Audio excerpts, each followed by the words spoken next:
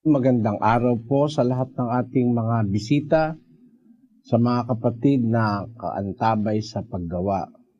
Sumaatin po nawa ang patnubay, ang pangunguna at ang liwanag ng Panginoon sa ating pag-uusapang mga aral ng Ebanghelyo. Hindi po kasi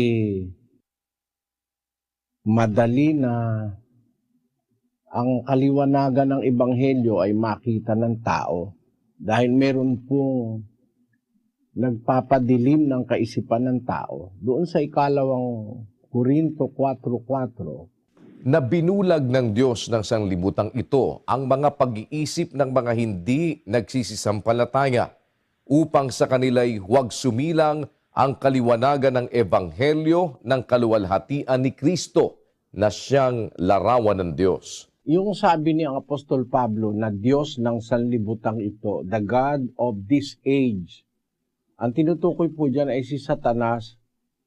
Ang ginagawa ni Satanas, binubulag niya ang pag-iisip ng mga hindi nagsisisampalataya sa Diyos para wag silang maliwanagan sa Ebanghelyo, upang sa kanila'y huwag sumilang ang kaliwanagan ng Ebanghelyo ng kaluwalhatian ni Kristo na siyang larawan ng Diyos.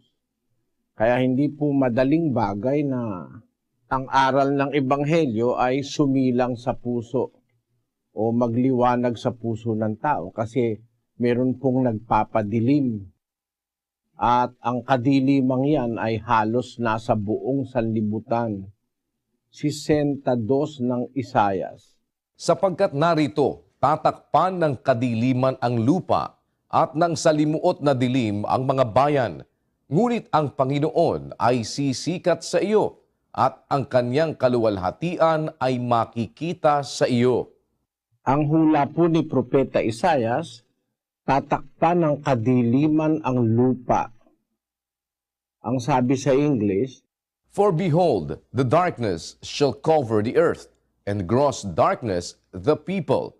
But the Lord shall arise upon thee, and his glory shall be seen upon thee.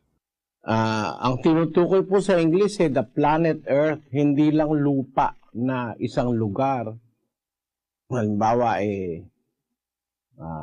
sa isang bahagi ng mundo. Hindi. Ang hula po, the darkness shall cover the earth. It is the entire planet Earth.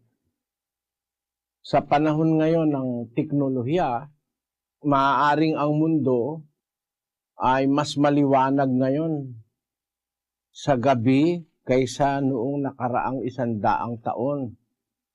The earth is much, much brighter than it was 100 years ago.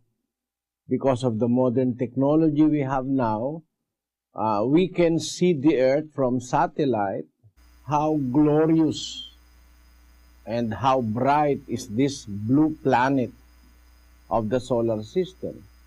Pero sa kabila ng liwanag ngayon sa gabi sa mga malalaking syudad ng mundo, ang natutupad po sa espiritual na kahulugan ay yung kadiliman na bumabalot ngayon sa buong lupa.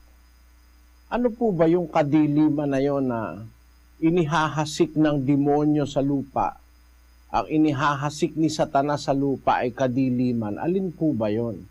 Doon po sa Roma, sa Kapitulo 13, meron pong ganitong pahayag ang Apostol Pablo. Ang gabi ay totoong malalim at ang araw ay malapit na. Iwaksi nga natin ang mga gawa ng kadiliman at ating isakbat ang mga sandata ng kaliwanagan. Sabi ni Apostol Pablo, ang gabi ay totoong malalim at ang araw ay malapit na. Iwaksi natin ang mga gawa ng kadiliman. Yung palang kadilimang tinutukoy, mga gawain na dapat nating iwaksi o iwasan, alisin sa ating mga sarili. Alin yung mga gawain ng kadiliman na yon na ipinawawaksi ni Pablo o nagaling kay Satanas? siya ang naglalagay nito sa buong lupa, itong mga gawa ng kadiliman.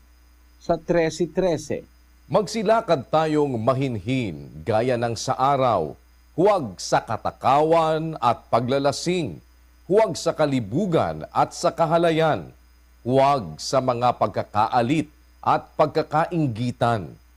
Kundi bagkus, isakbat ninyo ang Panginoong Hesukristo at huwag ninyong paglaanan ang laman upang masunod ang mga kahalayan noon. ang kahalayan ng laman na nasa mga tao ngayon, yun yung kadilimang nagpapadilim sa kaisipan ng tao. Sabi ng Apostol Pablo, kung ating babasahin po yan, saka natin itutuloy, sabi niya doon, sa 13:12, ang gabi ay totoong malalim, ang araw ay malapit na.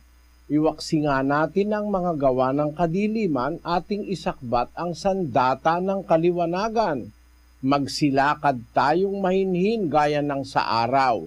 Huwag sa katakawan, sa paglalasing, sa kalibugan, sa kahalayan, huwag sa pagkakaalit at pagkakainggitan, kundi bagkus isakbat ninyo ang Panginoong Hesukristo, huwag ninyong paglaanan ang laman upang masunod ang mga kahalayan niyaon. Ayon yung mga kahalayan, yung pagnanasa ng laman, sari-saring lust na nasa tao. Paglalasing, katakawan, kalayawan, kahalayan, kalibugan, yan ngayon ang nasa buong mundo. Yung mga kahalayan, makikita mo sa telebisyon, sa mga periodiko, sa mga sari-saring medium ang lumalaganap ngayon, kahalayan. Kaya ngayon, mga bata pa ang tao. Bata pa lang, marunong na ng kahalayan, kalibugan, katakawan, paglalasing. Yan ang kadilimang nakabalot ngayon sa mundo, na siya pong gusto ng Diyos maalis sa ating mga pamumuhay. At ang solusyon sa kadilimang yan, yung liwanag na manggagaling sa Ebanghelyo ni Kristo, na siya pong tema o siyang layunin ng programang Ang Dating Daan, na ang tao po ay mabahagi na nung kaliwanagang nanggagaling sa katotohanan ng Diyos sa Biblia. Binabasa natin yung mga aral ng Diyos sa Biblia para magliwanag ang nadidimlang kaisipan ng mga tao sa mundo.